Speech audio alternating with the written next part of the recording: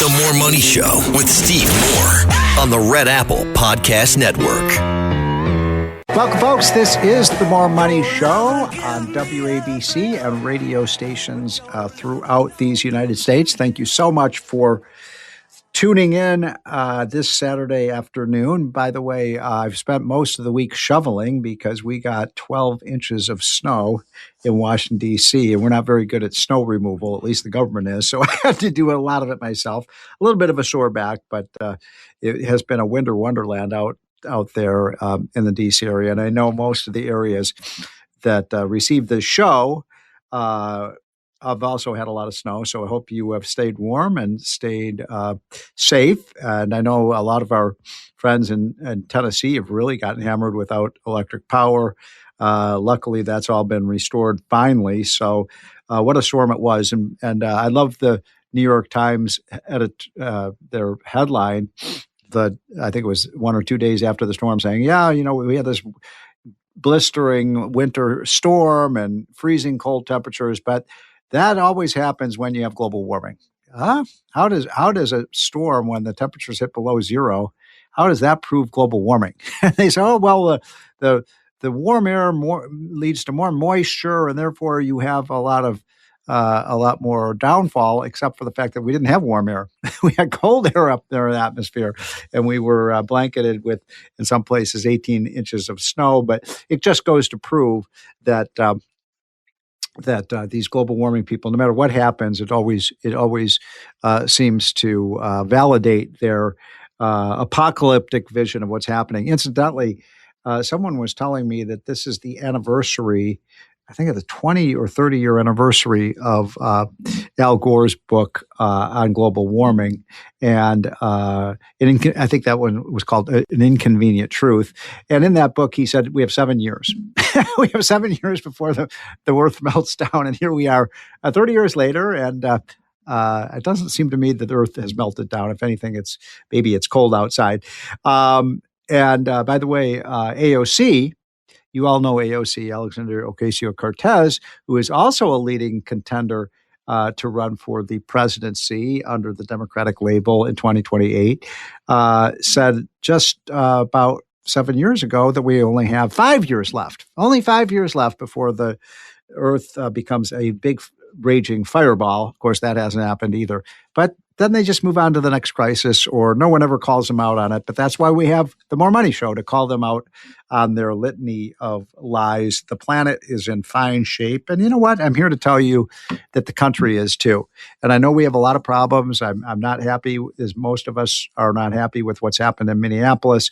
I know people are upset about what's going on with steak prices and prices of homes, and healthcare is out of control. But if you look at the key statistics, and this is really my opening riff today, folks, this is a very strong economy. This is an economy that Joe Biden would have died to see, with 5.5% growth almost for the fourth quarter, which is a blockbuster number we haven't seen in years and years. We've seen declines in inflation.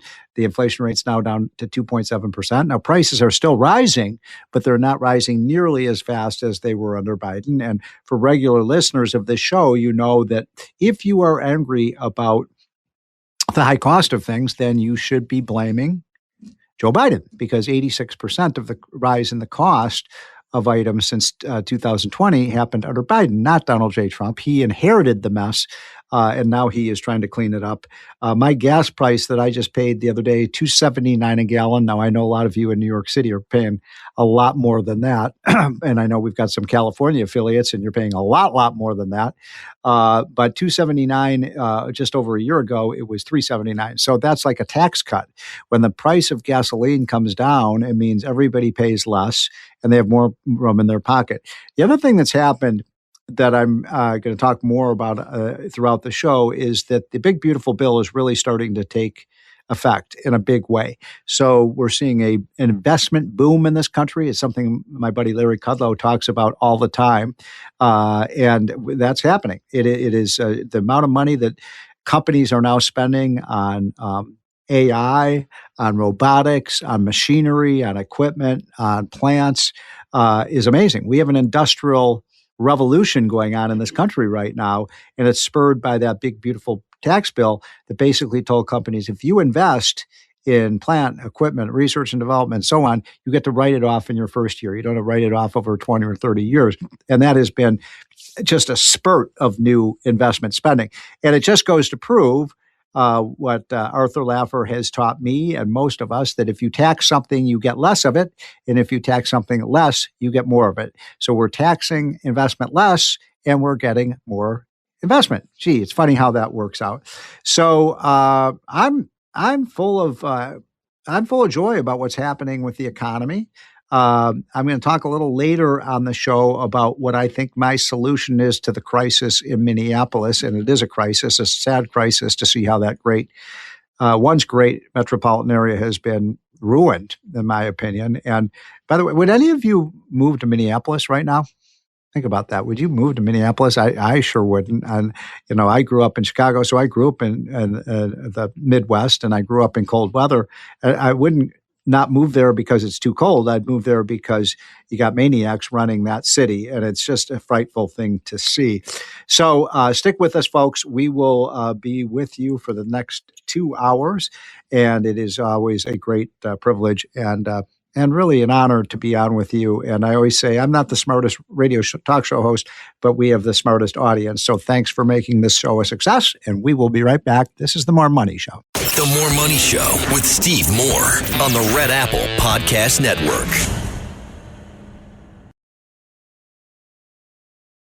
The More Money Show with Steve Moore. Entertaining and informative on the Red Apple Podcast Network. Welcome back, folks. This is The More Money Show. This is economist Steve Moore. Thank you so much for joining, as always. So a lot to talk about with respect to what's happening in America with respect to what I call the vote with your feet phenomenon. And that's where people move from one state or city to another, and we count how many of them are moving from one place to another and why they are moving to one state to another. I think this is the most important demographic shift in American history that is going on right now as we speak. So let me get right down to it, because the new Census Bureau data just came out earlier this week on what the official numbers were for 2025, both nationally and what's happening demographically with each state. So let's start with the big picture. We're not having enough babies. We're not having enough children. This has been a constant theme of the More Money Show. We need our young people to be multiply, and that is not happening. They're not being fruitful, as the old saying goes. So we need our young people in their 20s and early 30s to get married. What's that song from the Marvelettes? Every guy grab a girl. That's what we need to have done. And we need to get young people married, and we need them to start having children, because our birth rates are really low. They're catastrophically low. And we don't want a negative population growth, because you can't grow the economy when you have more people dying than more people being born. And that's what's happened, by the way, in the last couple of years. I think it might be, don't quote me on this, but I think it might be the first time that's ever happened, although it might have happened under the Great Depression when birth rates went way down. But that's not a healthy thing. The most important gift you can give to the world is a child that will turn into a productive adult, because there is no more important resource on this planet than human beings. And that means we need children to have productive human beings. So get going, folks, get going, especially if you are, in your 20s, 30s. And that's when, especially here, I don't understand it, by the way. I have two sons that are in their early 30s. Neither of them are engaged or married. And then I have nieces that are in their late 20s, 30s. None of them are engaged or married, or one of them is married. But I don't really understand this generation. I do not understand this young generation of Generation Zs that are not doing what previous generations did, and having children. And the biological clock is ticking, both for the country and for a lot of women out there. So get going. Every guy grab a girl and get married, and be productive and be fruitful. So this is what the Census Bureau is telling us, that we're seeing a decline in the birth rate. At the same time, we're seeing a lot of an increase in deaths, not because it's because the baby boomers are aging. I'm a baby boomer. I'm 66, so I don't think I'm going to die anytime soon. But we have a lot of elderly people who are in nursing homes right now who are passing, and so we need to have children replace them. It's that simple. So our population is now declining, and the other component of this is that we don't have enough immigration right now. So I've said many times on this show that immigration is one of our greatest comparative advantages because we can import young people into this country. When most immigrants come to the country, they come in their teens or early 20s or 30s.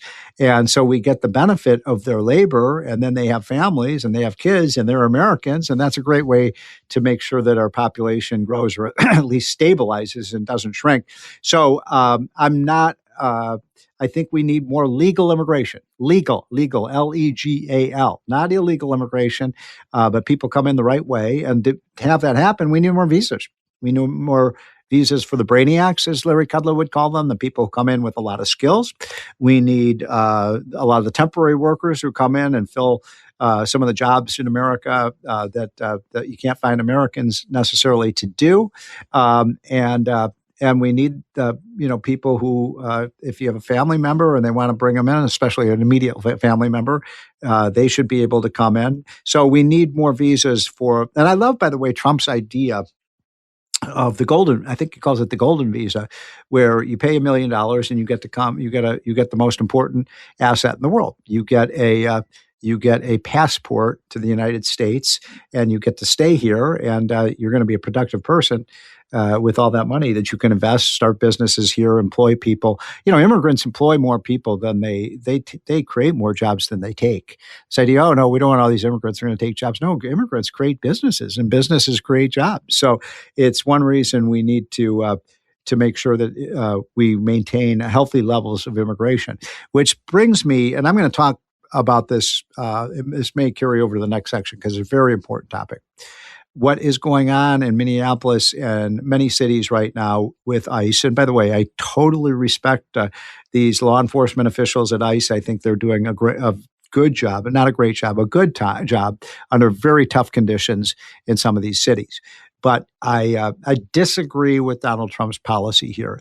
And so what I'm going to suggest to you a better policy, and I've told my friends in the Trump administration this, and I think maybe they might be coming around to this idea. I warned of this several months ago, that these deportations would not have a happy ending, that there would be a bit of a crisis if this continued to happen, both a crisis on the streets, but also with people mistakenly being deported who actually have a green card, and that's happening all too often, et cetera. And so here is what I think we need to have happen with respect to the policy in Minneapolis. I'm a big believer in local control and state control. I do not believe in an overarching federal government. That's not what our founders had in mind. We are 50 states, and the 50 states created the federal government. The federal government did not create the states. And so I like power residing at the local and state level, not in Washington. And I think most of you hopefully would agree with that, because that's the conservative view, that, we want most of the governing happening at the local level, not in this way off distant place called Washington, D.C. So that brings us to what's happening in Minneapolis. You've got fools who are running that state, fools and criminals. It's that simple. And it's hard to believe Tim Walz, as I said earlier, was only could have been just one heartbeat away from the White House. He is the most incompetent governor in modern times, in my opinion. And that's saying a lot. And so he and the mayor of Minneapolis and so many of the other public officials have basically encouraged the theft of billions and billions of dollars of taxpayer money. They want people to illegally collect this money because they think this is a way to stimulate the local economy. And so they've turned a complete blind eye to the rampant fraud in Minneapolis. So that brings me to my solution to the current dilemma of what comes next in Minneapolis. Here it is, Mr. President. Number one, pull out of Minneapolis. Pull the ICE agents out of Minneapolis. That's policy number one. If the local officials don't want them there, then they shouldn't be there. And by the way, we've done a good job of getting rid of the criminal elements already, so that has already been achieved.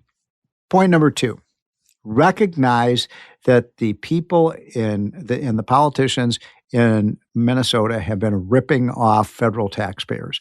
It's, by my estimates, $6 to $7 billion of fraudulent payments that have gone to Minnesota. And that's money coming out of the pockets of you and me and everyone listening to this show. If you're a taxpayer, it's almost the equivalent of somebody coming up to you with a gun on the sidewalk and saying, give me all the money in your wallet. This is a big, big heist, by the way. $7 billion is a lot of money. So my policy would be this, Mr. President. Minnesota does not get one single more dime. Not one more dime of federal money until they promise to pay back the $6 to $7 billion they stole. They stole this money. And it was fraudsters, but it was also the politicians. And they owe that to all of us. And if they don't repay it, then here's part 3. If they don't repay it, we don't ever give the city of Minneapolis and we don't give the state any more money. Sorry, you don't get more federal money until you pay back the money you stole from us. I wonder you guys think about that. I wonder if you agree with me on that. I think that would be a great policy. Look, if Minneapolis wants their state to be overrun with illegal immigrants, it's a free country, and they can destroy their own state. I live in Virginia or Maryland, so why would I care what Minnesota does? I'm a big believer in states' rights, and states have the right to destroy their city and their state, and that's exactly what's happened in Minnesota. I'll be right back, folks. This is the More Money Show on WABC and affiliates throughout the country. The More Money Show with Steve Moore on the Red Apple Podcast Network. The More Money Show with Steve Moore. Entertaining and informative. On the Red Apple Podcast Network. Welcome back, folks. This is the More Money Show on WBC and affiliates throughout the country. Thanks again for joining this weekend. My guest this weekend is the great Sean Spicer. You know Sean Spicer. He served admirably for President Trump in his first term as his press secretary, which, boy, you must have had a bulletproof vest on when you did that, Sean. And he, among many other things, Dancing on the Stars superstar, but also he has a new book out that is called Trump 2.0. So, Sean, thanks for joining. Yeah, it was great to see you this week, Steve, at this big Trump account event. And I appreciate you mentioning the book. Obviously, I'm excited about this. President Trump wrote the foreword. I know you've got a book out too, so you know what it's like. But this is the first. I mean, I got asked over and over again. I guarantee you, Sean, you're going to be a bestseller. A, because you're a great writer, but B, to have a forward from the most important person in the world. That's pretty cool. Well, he said to me at the time, he said, I'd be glad to write the foreword, but now it's got to be a bestseller, Sean. And I was like, okay, and that's no pressure, right? So, but no pressure. You know what that's like when he tells you stuff like that. But here's the thing. I'd get asked over and over again, like, what's the difference from when you were there in the White House and now? And I would answer every time. And I really started to think about the question. And I think there's 3 fundamental differences: the people, the policies, and the process. Yes. Okay. And you know this, like all the forces. So why is it different? Why is this team different than the first team? And I think there's a lot of reasons that we could talk about, but the media loves to dismiss it as loyalty. It's not. It's much deeper than that. It has to do with relationships and understanding the priorities of this president. And then, as I mentioned, the policies, like they're much more focused. This idea that you and I saw each other earlier this week at this Trump account, right? They're much more thoughtful. They have a much deeper understanding of where they want to go. And then, as I said, the processes. What does that mean? And what I try to explain to people is they now can kind of realize, like, hey, we can harness this. We can do this. Here are the forces that are going to be against us. But like when you understand the rules of the game, which they clearly do now, you can play it much more effectively. And that's why I think this I call it Trump 2.0, because I wanted to make sure people understood that, like, this is a big difference. And here's the last thing I'll tell you, Steve. No one has fully appreciated that the 4 years out of office, I kind of explain it in a sports metaphor, like a team. When you play a team at the beginning of the season, at the end of the season, the time in between, you can analyze what you did right, what you did wrong, how you play the game different. And people don't fully appreciate, Steve, why Trump 2.0 is different, because in the 4 years, all these people went around and talked to people like you and said, okay, Steve, what should we do differently economically? Like what makes this better? How do we do it? And the planning that went on, if you are back to back sequentially as a president with your terms, as every president except for one other than Donald Trump has done, January 20th becomes January 21st. The same chief of staff, the same press secretary, the same economic advisors, they all stay the same. What happens when you're out of office is you rethink everything. For 4 years, you say, really, who should I have this time doing X, Y, and Z? What should be different? How should we implement it? And organizations like America First Policy Institute, the Heritage Foundation, Newt Gingrich's organization, all had time to stop and think, what are the people, who should we get on the field? Who should we keep off the field? Like, how should we do this? And so that to me is so crucial, how we look at this. So let me stop you right there, Sean, because I think it is an invaluable point. And as someone who was with Trump during that 2016 campaign, as you were, look, I thought the first term Trump did amazing things, but one of the things I was disturbed about when I would go visit the president, and I'd see these people, and some of them were never Trumpers. And I'm like, how did these people get in the White House? They hate Trump, and they're kind of professional. They just go into one administration after another. And I don't think that Trump made that mistake this second term. In other words, the people who are with him now are loyalists. I mean, he has people, sometimes when I go to see him, he says, Steve, why do you criticize me on this or that? But the point, you don't want just yes, man, but he has people who share his mission of making America great again. This, Sean, there were some people who were undermining what the president was trying to do from within. 100%. And that's the thing, is that this is why this is so important. When he first came into office, he'd look around, whether it's Steve Moore or Sean Spicer or something, and he'd say, hey, who do you think is a good person to do X, fill in the blank? Like, think about this. I was with him when he chose James Mattis as the defense secretary, right? He met the guy one time at Bedminster. We got on a plane, I think it was December 5th or 6th, and we flew down to North Carolina. We met with Secretary Mattis, or then General Mattis, got on, and that was it. And then he was like, everyone's like, oh, he'd be great. Okay, good. He's the right person. This time, think about this. How long has he known Pete Hegseth? 15, 20 years? Right. They know each other. And part of that's why I'm saying that there's a lack of understanding by so many people in the mainstream media why what you just said is so critical. Why the people surrounding him are different. Because he now knew, hey, I know what that job is. I get it. He was a political neophyte. The guy was a businessman, right? So when he came in office, he trusted people and say, you know who'd be good at this job or that job? And he went, oh, great. If you're recommending them, I'm sure they'd be good. They came in for themselves. They came in for their own issues or to oppose them. Well, did we lose you? No, that was Secretary Bassett speaking. Okay. Well, there's a guy who's been an amazing addition to the second term. No, I agree with you entirely. So personnel better. What else?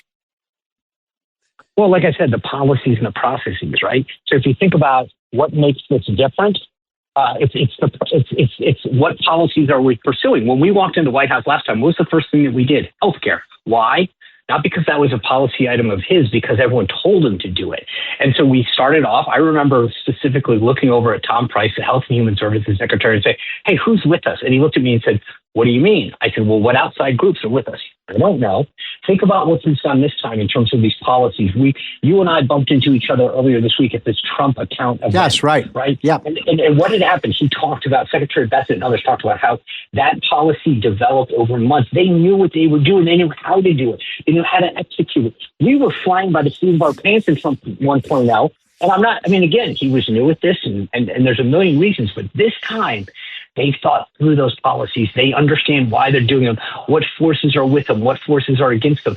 Think of all the things, the tariff policy, the immigration policy. None of those things. I write in the book that, like, day one, remember that all those immigration activities that Tom Homan took, they knew exactly where to go and how to do it because Tom Homan had been told, hey, when we come in, this is what we want to do. He'd been thinking about this for months, if not years. How do we execute? Gosh. And that's a big difference. So, by the way, I'm talking to Sean Spicer, who you all know is the former press secretary for President Trump. I think you were the first one. So you, I was. By the way, that must have been one of the most difficult jobs. I mean, I remember when you would be standing up there and, they might as well have been throwing tomatoes at you.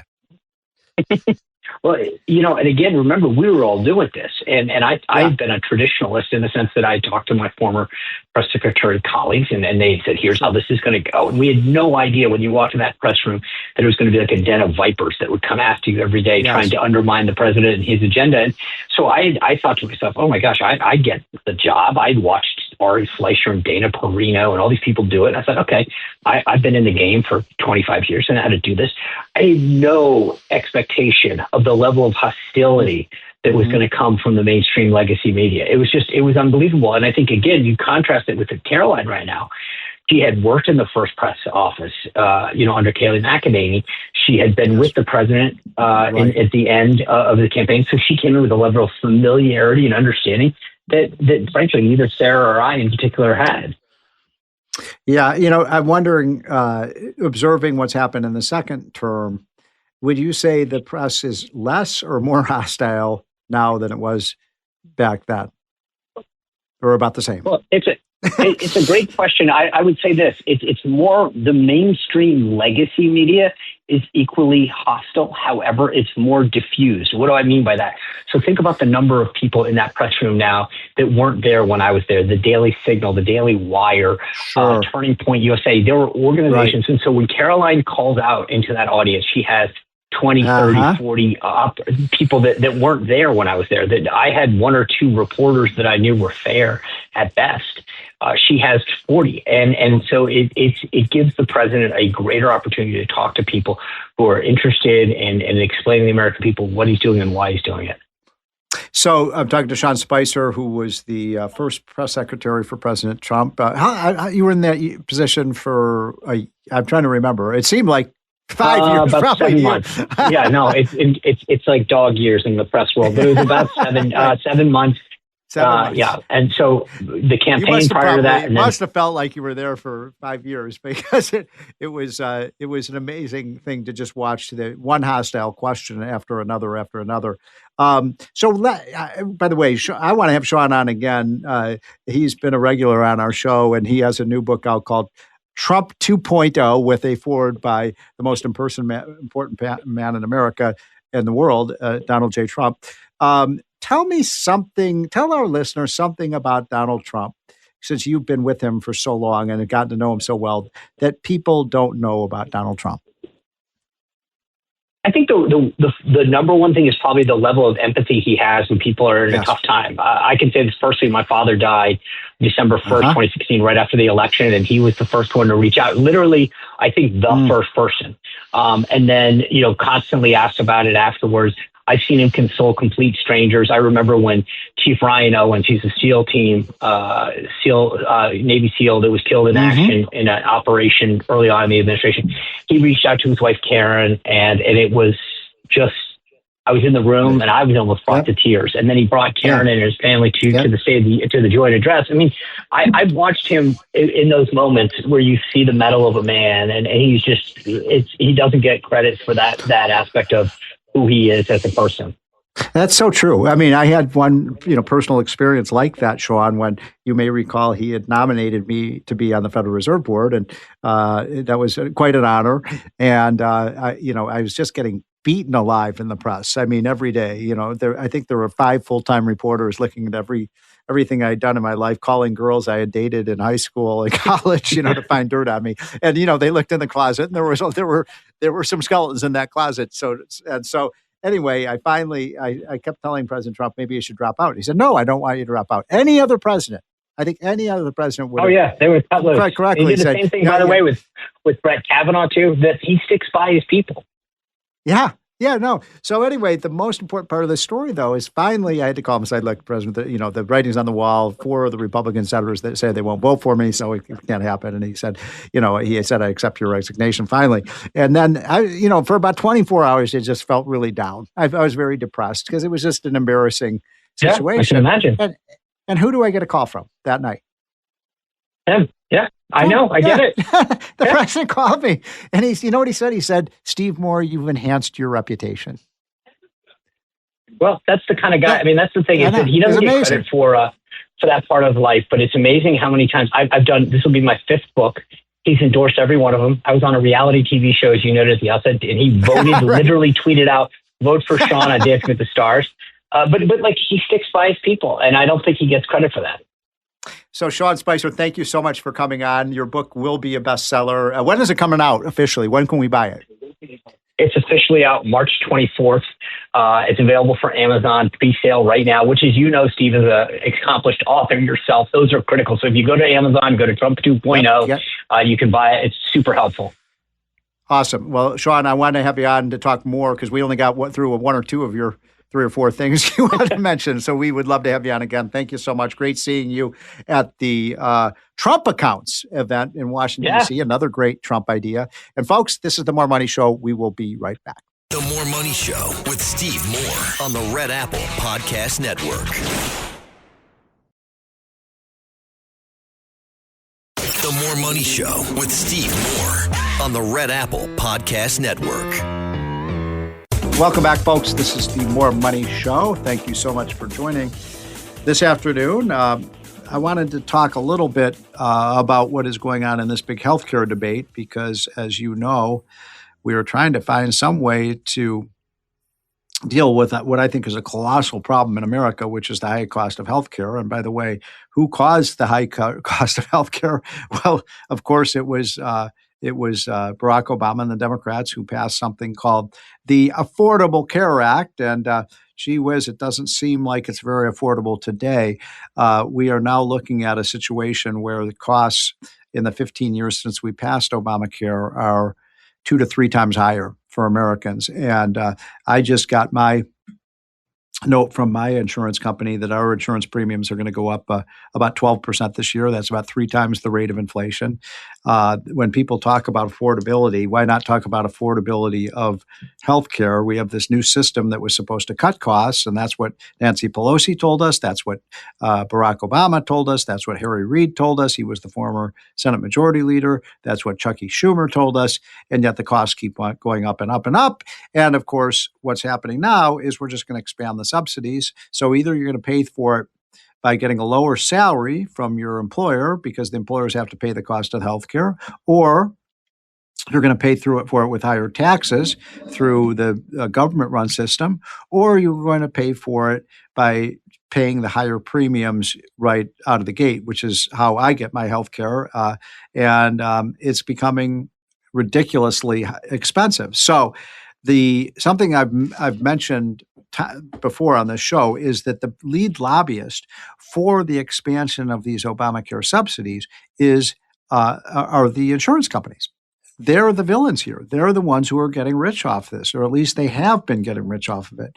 Their stock prices have gone way up in the era of Obamacare. So now you know where the money is going. And what's interesting is that now there is some pushback to going after these insurance companies for and by the way, I'm all for profits. I think profits are the most wonderful thing on the planet. Profits are what make our country work, because if you didn't have profits, you wouldn't have businesses. And if you didn't have businesses, you wouldn't have jobs. So the profit motive is one of the greatest inventions of all time in terms of making people better off. And yet the health insurance companies they're not making money because they're providing, all these services that we want. They're making money because they're joined at the hip now to the government.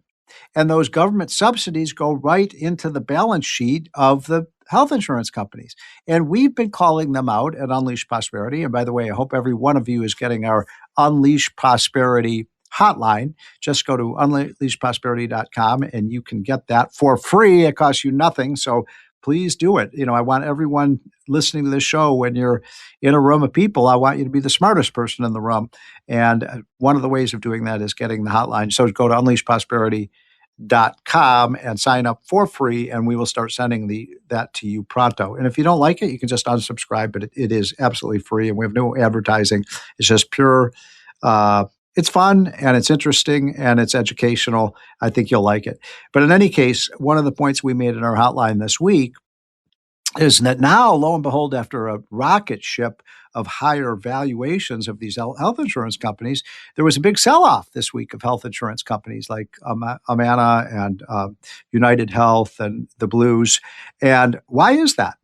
I think it is because people are starting to wake up to the realization that the among the many fiends in this whole increase in healthcare costs are, of course, the health insurance companies. And so that's good because they're lobbying for more and more and more of this as they feed at the trough, and it's costing us hundreds of billions of dollars.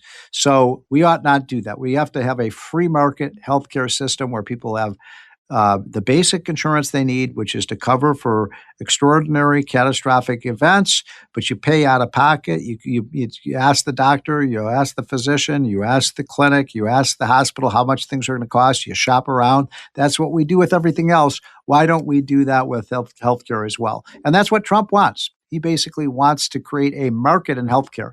A famous chart by my friend Mark Perry from American Enterprise Institute, you've probably seen it, shows that over the last 30 years, the two things that have gone up most in price are health insurance costs and medical service costs, and the second thing being education costs, because those are the things that are run by government. And when government runs these things, it runs them into the ground. By the way, if you look at things like TVs, cell phones, clothing, other things, they've been falling in price. The things that are out of control and become unaffordable are healthcare services, education, tuition, and another one, something else government pays for. So the government does more affordable and makes them less affordable. Folks, I hope you're having a weekend. This is the More Money Show, and we will be right back. The More Money Show with Steve Moore on the Red Apple Podcast Network.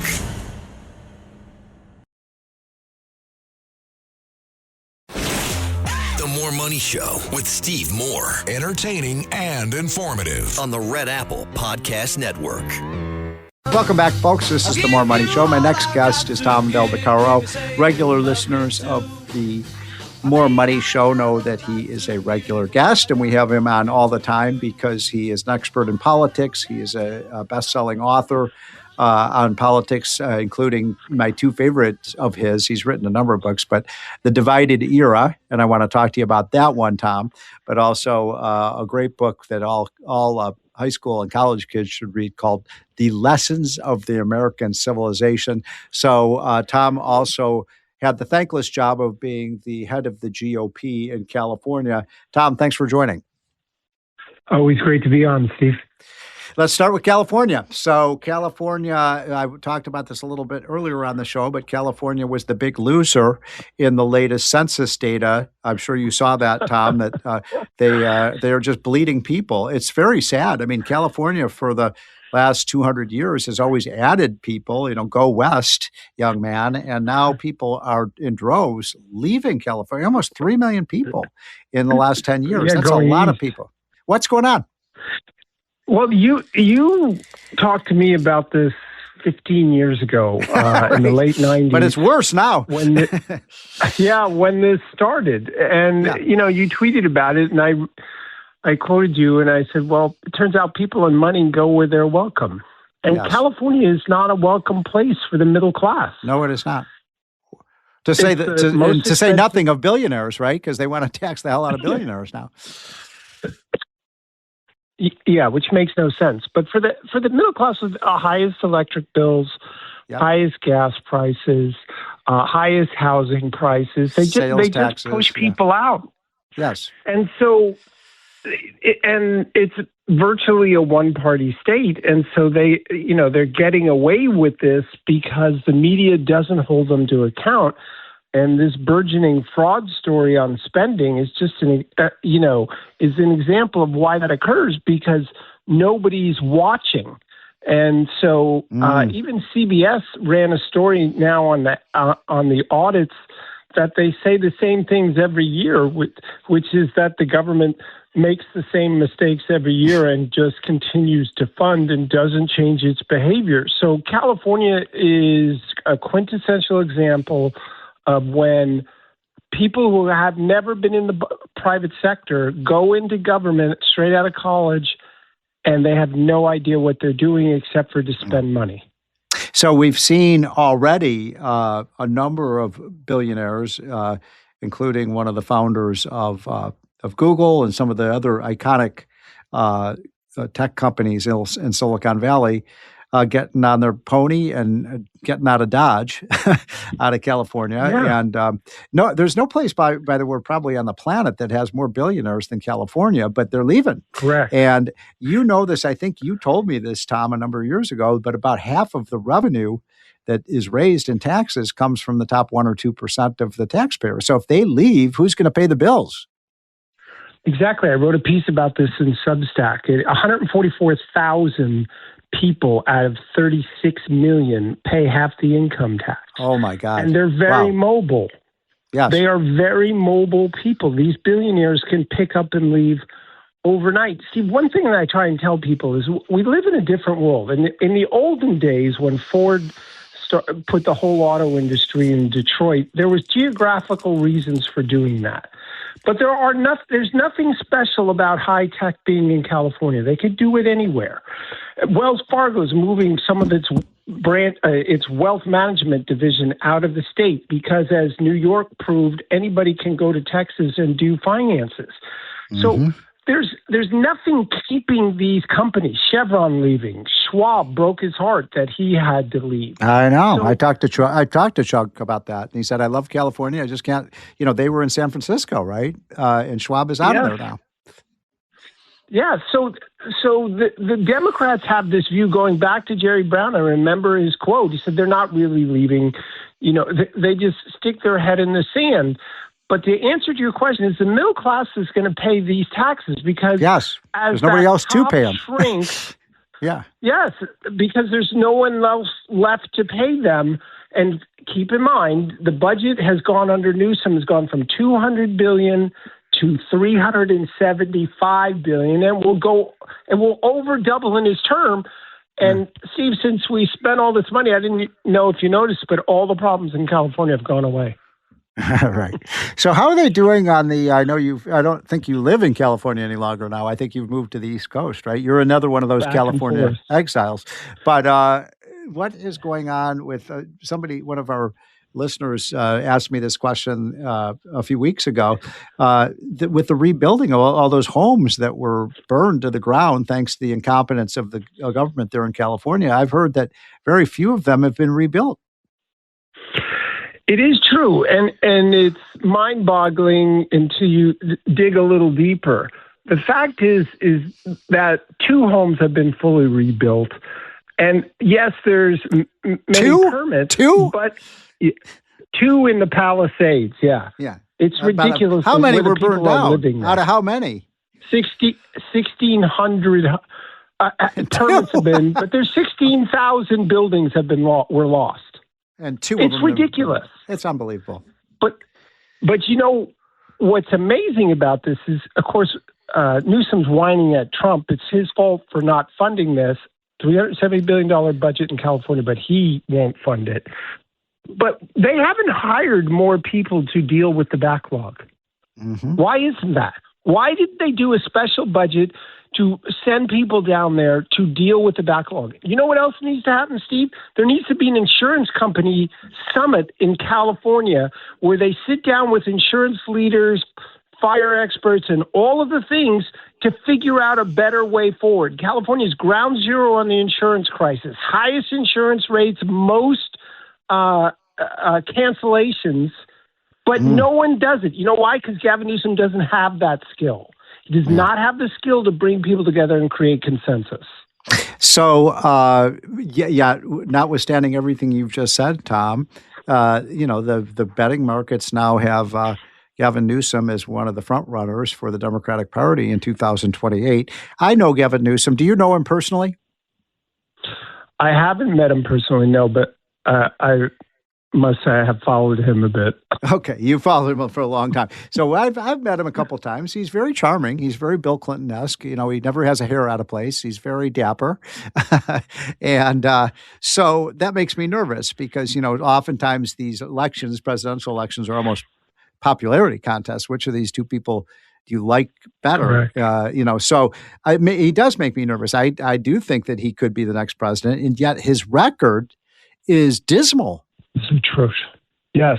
Well, I talk on my podcast, Politics and Perspective, which you've been on a couple of times. I talked to a veteran Democrat news reporter, Carla Marinucci. I think you know who she is. Mm-hmm. And she believes he's too far left for the country and that he's peaked too early. I think he's peaked too early, too. And if these fraud investigations, I think, would be perhaps the final straw, he'll still be popular because the most important thing running for president as a Democrat is that you argue with Trump. Well, that's true. That's he's poised to do that. But I think he's peaked early. It's so far away. Here you are, it's not the midterms, and now we're talking about the presidential race after that. So there's a lot to be decided. So, Tom, good analysis of this. I want to change topics in our remaining few minutes. You wrote a book about the divided era. What is that? Well, people talk about why there's so much fighting in politics.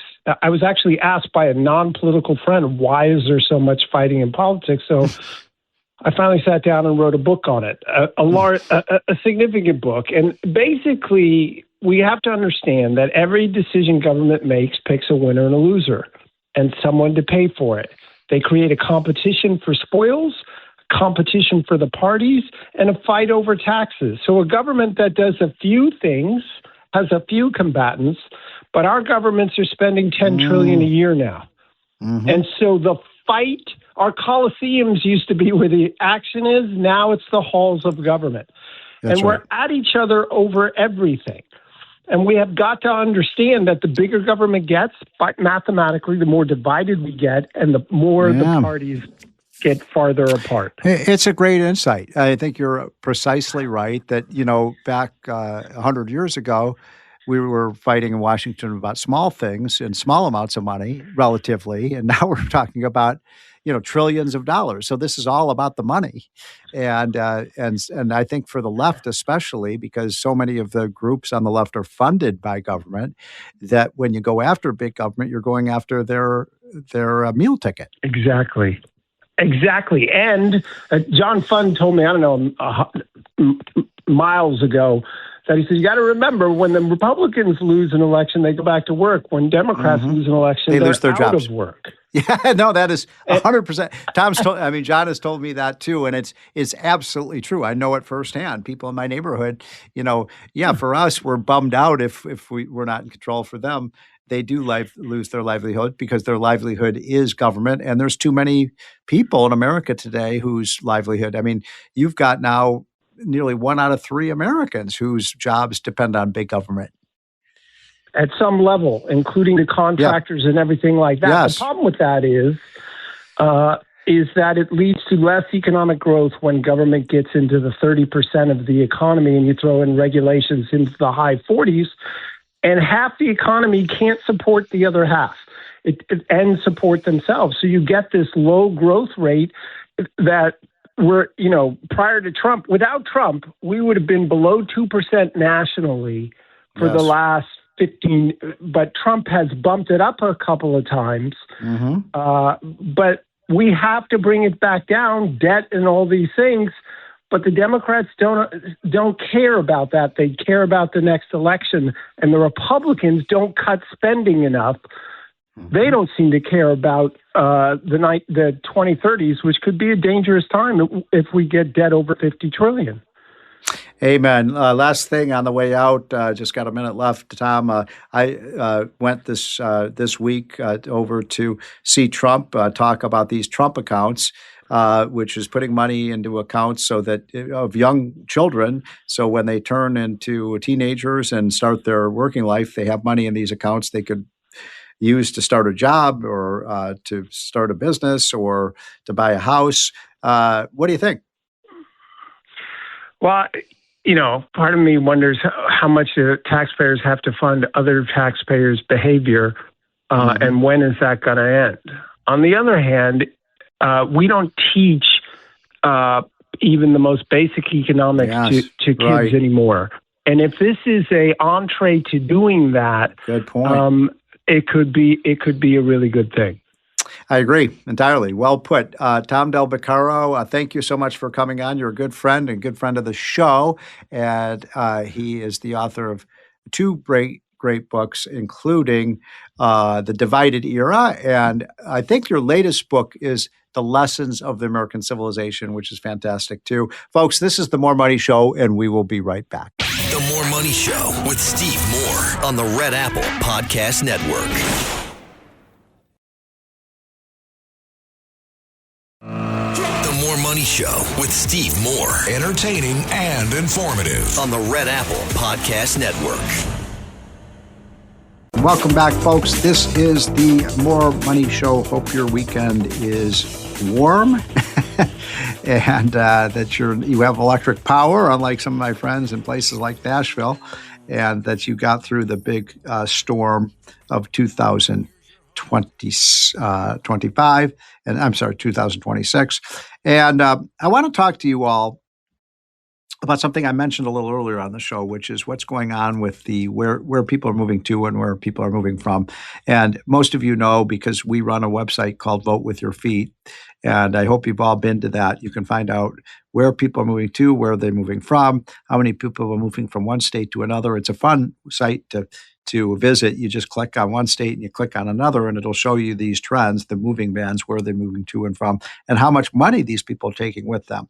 And so if you're interested, go to Vote With Your Feet. It's a great educational tool to see where the demographics are changing and where people are, where they want to live and where they don't want to live, et cetera, et cetera. So the latest numbers just came out from the U.S. Census Bureau on the state changes for 2025, the year just ended. And this is actually through July of 2025. And so some really interesting data points here that I want to bring to your all attention. First of all, for the last number of years, at least the last 10 or 15 or 20 years, the two by far the fastest growing states, as most of you know, especially if you're a regular listener to this show, have been Texas and Florida. And Texas and Florida have no income tax, so it's not surprised that people with wealth that want to go to places where they don't have to pay these high income taxes. And so you've got this situation where Texas and Florida have gained, I think both states have gained about 2 to 3 million people over the last 15 years, a huge number. But what happened in 2025? Well, what's interesting is that Texas and Florida are no longer 1 and 2 in the net domestic migration. They're still high, they're still up there, but they're not number 1 and number 2. So North Carolina, nothing could be finer than to live in North Carolina. They are number 1 in 2025. They've imported 84,000 people in 1 year. That's a lot. That's the number of people who moved into North Carolina minus the number of people who moved out. That's a big increase in their population. Now, 2 is Texas at 67,000. That's a little bit of a slowdown from the stampede that was happening earlier in this decade. But number 3 is sort of a surprise to me as well. South Carolina. South Carolina is number 3 on the list. So the Carolinas are doing very well. And one of the reasons for that, I submit, is that housing has gotten so expensive in Florida that a lot of people can't afford the high prices. And my wife and I have been trying to buy a house in Florida. We can't find anything we can afford because there's been such a stampede of demand.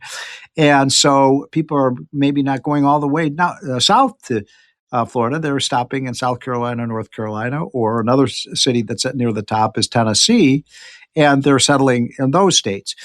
So that's interesting to me that Florida, by the way, has fallen all the way to 8th. They used to be number 1. Now they're 8.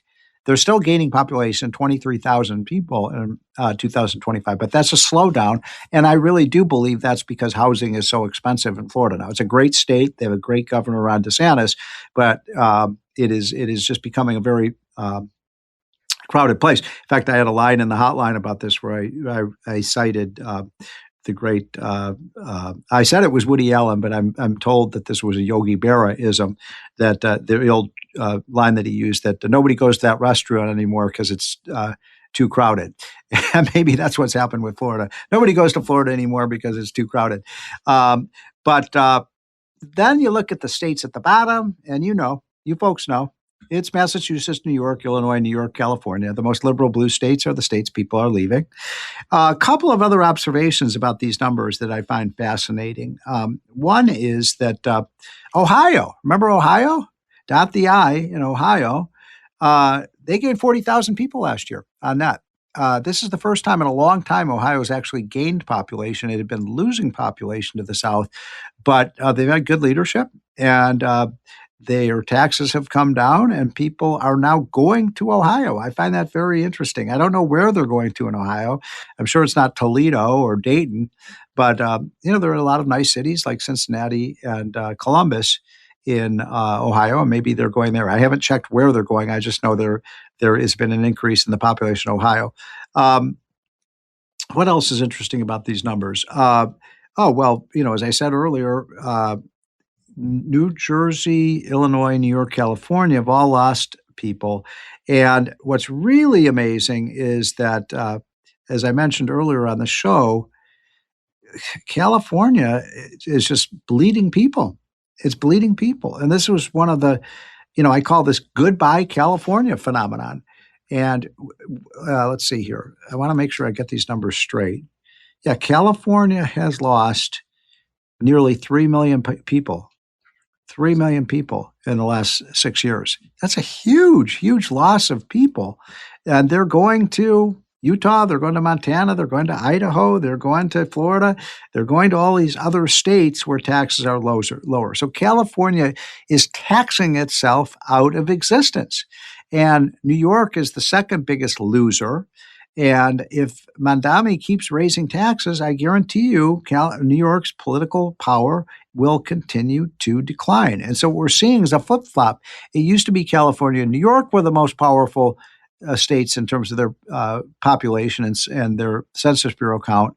And now it is not, California is still the biggest state in terms of population, but Texas is really catching up to California. Probably in the next 20, 25 years, if these trends continue, Texas will actually surpass California as the number one state in terms of population, unless California gets smart and cuts their taxes, et cetera, et cetera. So those are some of these trends that I find kind of amazing. I'm just seeing if I left out anything here. Oh, Massachusetts, they just raised their taxes. And guess what? People are leaving. Isn't that funny how that happens? You raise your taxes, people leave. That should be a warning to other states. Now, California will lose 4 electoral votes. They're going to lose 4 congressional districts for the first time in the history of that state because they'd always been gaining congressional seats. Now they're going to lose 4 if these trends continue. Texas will gain 4, according to the current trends. Florida will gain 2. Illinois is going to lose another seat. It looks like Pennsylvania may lose another seat, et cetera, et cetera. Oh, this is kind of amazing. Oregon may lose a seat in the next redistricting, which happens after the decennial census in 2030. So these blue states are losing political power, they're losing population, they're losing money, and there's an old saying, never buy a falling stock. And California and New York right now are falling stocks, folks. I hate to say that. I know many of our listeners are in New York, but you get the government you voted for. Sorry. This is Steve Moore. This is the More Money Show, and we will be right back. The More Money Show with Steve Moore on the Red Apple Podcast Network. The More Money Show with Steve Moore on the Red Apple Podcast Network. Welcome back, folks. This is the More Money Show. I'm economist Steve Moore. I hope you're enjoying this weekend and shoveling out, as I've been doing all weekend and all week, basically, when we got 12 inches of snow in Washington, D.C., which is very much an aberration. My friends who are global warming people say that the reason we had all that snow and all that freezing cold weather was because of global warming. I'm still trying to figure that one out, but that's the logic these doomsayers use. So I want to talk about what is coming, and that is this government shutdown. And I think if it is allowed to happen, it will be a negative for the economy. And I think that's exactly what Chuck Schumer wants. I think Chuck Schumer wants Schumer shutdown part two. I really do. I think what's happening, and look, Donald Trump, I love Donald Trump, but he is his own worst enemy. He's brought a lot of this divisiveness upon himself with some of the rhetoric and some of the tactics he's used. But what's happened is there's been this sort of retaliation by the left that I believe is an intentional attempt to create havoc and mayhem and disorder and discontent around the country. And they're doing it. They're experts at this. They are so good at the game of politics. And so, we saw what happened in Minnesota. This was all orchestrated. And by the way, I don't think that we needed all those ICE agents there in the first place. I think Trump walked into a trap there, and I think the ICE agents walked into a trap as well. But Trump walked into it, and they wanted this to happen. They wanted the ICE agents to fire at people. They wanted people to die as martyrs in their insane case to get rid of Donald J. Trump. And so we now have another example of the mayhem that the Democrats want to create because they don't want to return to normalcy. They don't want normalcy. They want chaos. And so you've got the Schumer shutdown. And the Schumer shutdown is basically the Democrats saying no to any budget agreement. No, they will try to shut down the government. Now everything's in flux right now, so we don't know exactly how this is going to turn out. But it looks right now like this is going to happen.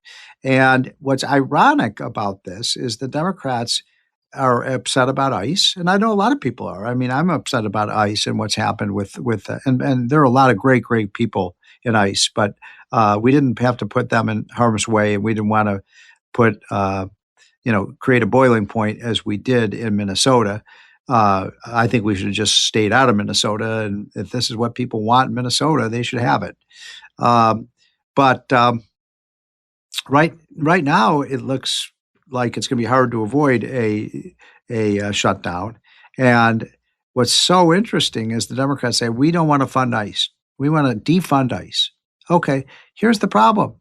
This shutdown of the government will not, they don't need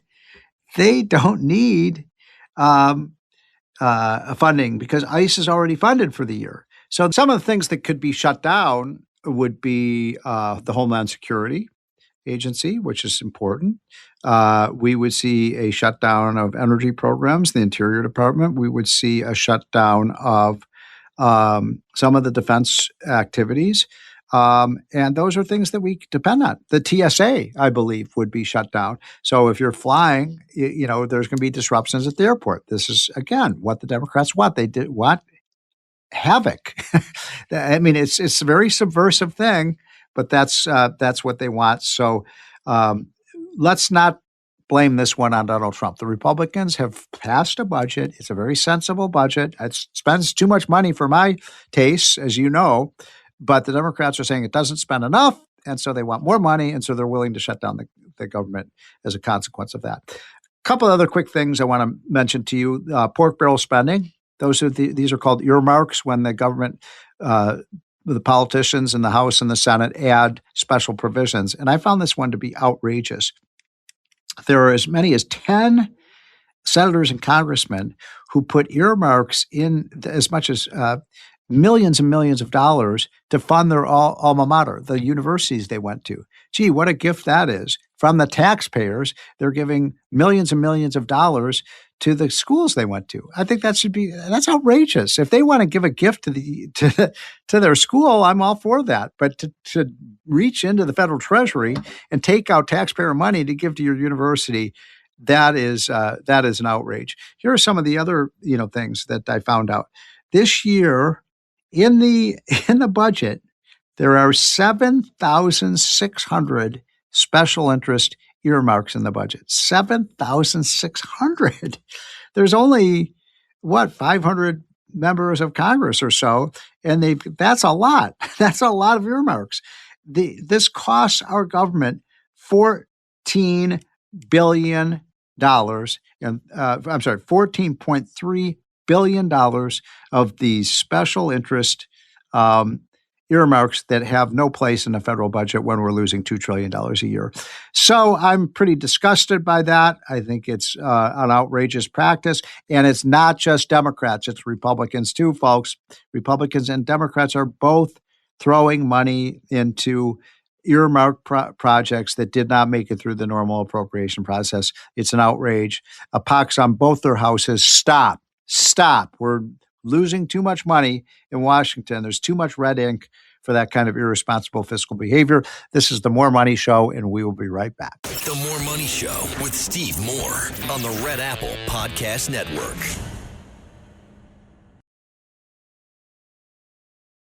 The More Money Show with Steve Moore. Entertaining and informative. On the Red Apple Podcast Network. We're back, folks, and I am today live in the House Caucus building, in the Cannon House office building, and have been talking to a lot of the members of Congress about what is going on with our economy, what's going on with healthcare, all the questions that you ask me on the show. This, of course, is the More Money Show. And so I'm pleased to have Greg Murphy, who is a third term or fourth term? Third term congressman from the great state of North Carolina, the Tar Heel state. And Greg Murphy is great in many aspects, but one of the most important things about Greg Murphy is you're one of the few actual practicing physicians in Congress. Yeah, I think there may be a couple other now that have started to do it, or maybe never stopped. But I've never stopped. There's a congressman from Tennessee, right? Who's a I don't know who that might be. Anyway, but let's get right down to this because this is so important. Yeah. Let's get to the whole issue of doctor-patient relationship. Sure, This seems like an old-time, concept, but I am disturbed by the fact that you don't have that like you used to. Yeah. What do we need? And that's one of the most important parts of the healthcare system. It is. And Stephen, I'll always look at the doctor-patient relationship as probably being the second strongest after the maternal fetal relationship, mother-child relationship, just in bonding, obviously parents and everything else. But what has eroded that is government, the healthcare systems, the electronic medical record, because we're forced to sit here and play on a computer, which is was started out as a billing device. That's why the electronic medical record was started. It has some good effects from it otherwise, but it's a challenge. We don't have enough doctors. We have too many regulations that say we have to do this, that, and the other stuff, and it's very challenging. I will tell you this, Stephen. Last night I was on the phone with a patient of mine. I still do this because I still care. I'd rather prefer doctor in front of me than congressman in front of me. And when I leave here, I still have doctor in front of me. I care deeply about our healthcare system. We're going in the wrong direction because of a lot of different proclivities of different organizations, agencies.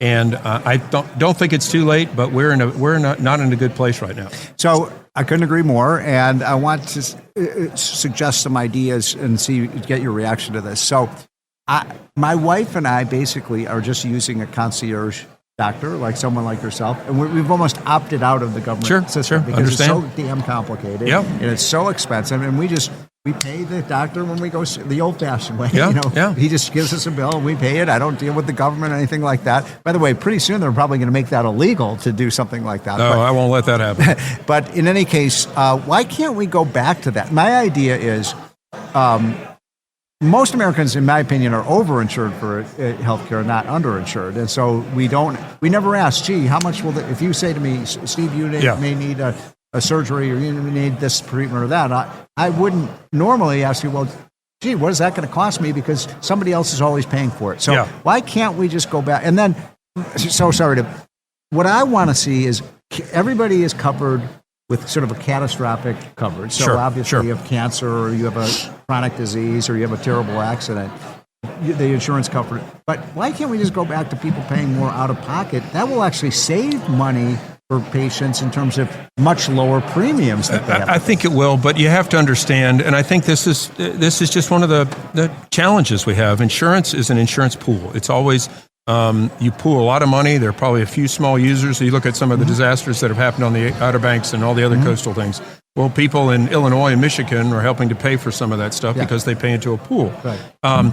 If people just paid out of pocket, the vast majority of people could not afford if they had a catastrophic illness, or if they just have, but you're talking about a catastrophic plan, yes. Right. But for the vast majority of people, it would be very challenging to pay for these things. This is why, again, with employers wait, came in. Hold on. I'm going to disagree with you a little bit. All right, well. Because people are paying tens of thousands of dollars in premiums every year, and most people don't have expenses. Sure, to that point. So in other words, I think actually people would save for money if they had, a high deductible plan. And incidentally, one of the things that really bothers me about the rules and the laws that you all have passed, not you personally, but David, under Obamacare, it's almost illegal to have a catastrophic coverage plan. Let me, if I can divert for 2 seconds to talk about Obamacare. Obamacare was written by insurance companies for insurance companies. And this is never more prevalent. Look, I always challenge listeners to just literally take Google and go look at United Healthcare. Look at their profits since Obamacare. Look at some of the other insurance company profits since Obamacare. And by the way, if you look at what happened after the Senate voted for their CR and they did not include these enhanced premium tax credits, look at the 4 major insurance companies. Look at what their stock prices did the next day. What happened? They plummeted. Yeah. And, you look at all these premiums. That's really interesting. This is basically to supplant what has gone on for insurance company losses. Yeah, and by the way, the insurance companies have made a fortune off of Obamacare. Oh, that's what I'm talking about. Right. You look at the hundreds of billions of dollars that the insurance industry has made since Obamacare has come in. And guess what hasn't happened? Premiums have never gone down. Yeah.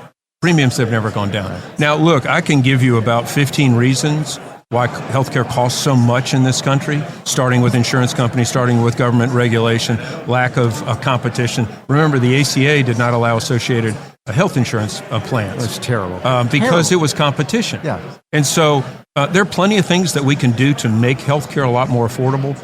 The real issue is, all right, so somebody who makes $50,000 a year, $60,000 a year, they come in, and God forbid they have to have their appendix taken out. They go to the emergency department and have a CAT scan, talk to an anesthesiologist, talk to a surgeon. It may be $9,000, $10,000. Do they have a catastrophic plan? For somebody who's making $60,000 a year, that's a huge burden. So I think there's a middle ground with some of this stuff. Yep. I think we have to look at these enhanced tax credits, enhanced premiums as a way that we're bailing out a failed system. But I think what we need to do, and we need to be serious about this, and I actually think this can be bipartisan, to look at why healthcare costs so much. That said, the first arm of the Democratic Party is the party itself. The second arm is the mainstream media. Now the third arm is the insurance industry. Yes. Because they poured plenty of money into California for Prop 50 to make sure that they had more Democratic seats. And the irony is, having lived through the Obamacare debate back in 2010, I believe it was at that time, the insurance companies were worried that it was going to just... Remember, there's this whole issue of, what do they call it, where the government could run the plan. I forget there was a term.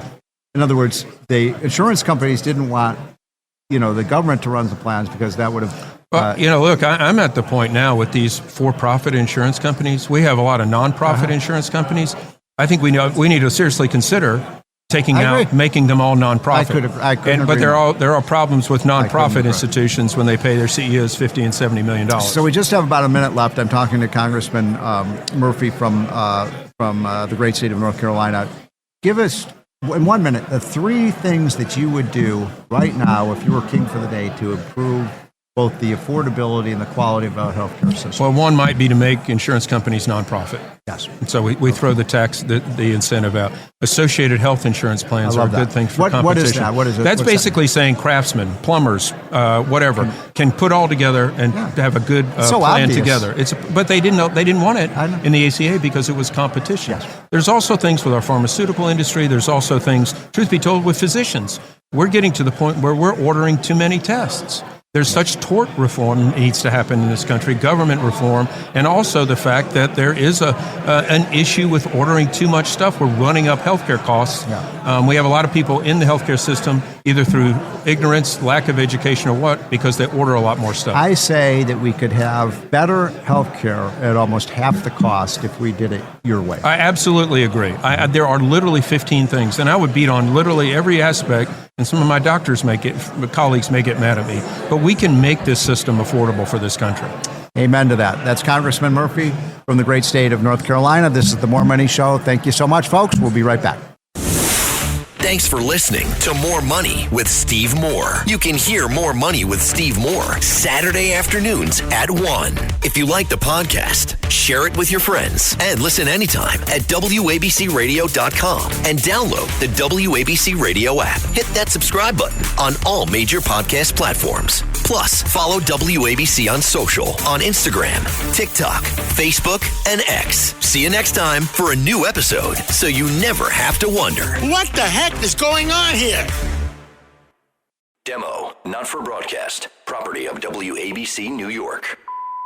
If you're thinking about changing schools, why wait? At Manhattan University, love those guys. You don't have to start over. With transfer-friendly pathways, your credits count, and you keep moving forward. From day one, you're part of Jasper Nation, preparing for the real world. And with New York City just a train away, opportunity is everywhere. Ready to move forward without missing a step? Visit manhattan.edu/transfer and enroll today. Manhattan University. Don't start over, move forward.